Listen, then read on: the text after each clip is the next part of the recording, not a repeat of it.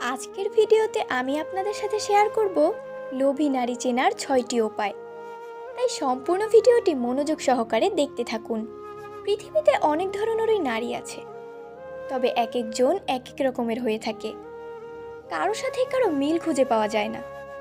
আর এদের মাঝেই আছে ভীষণ রকম লোভী মানুষ। লোভের জন্য তারা যে কোনো কিছু করতেও দ্বিধা করেন না। ধরুন এই লোভী মেয়েদের কেউ যদি আপনার ভালোবাসার মানুষ হয়ে থাকেন, তাহলে নিশ্চয়ই বিপদে পড়বেন আপনি।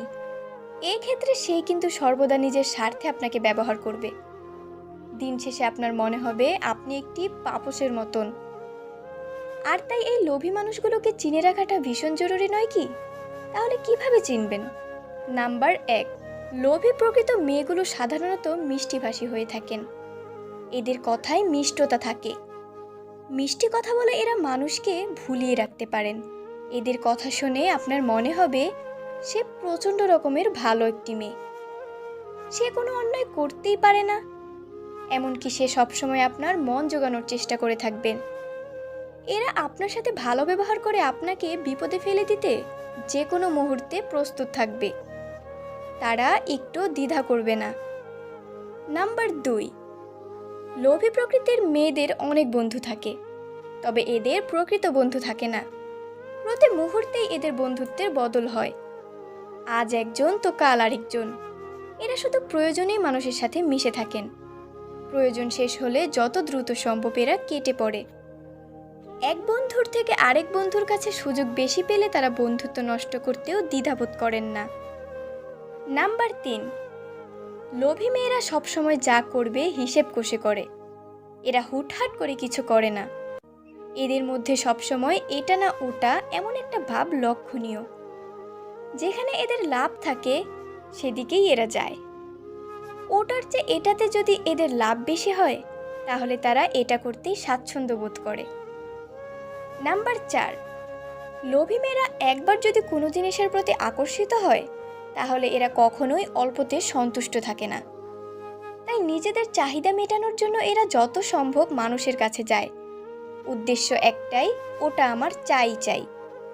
নাম্বার 5, এদের সব কিছুতেই একটা তাড়াহুড়ো ভাব থেকে যায়। এরা কোনো কিছুই স্থিরভাবে করে না।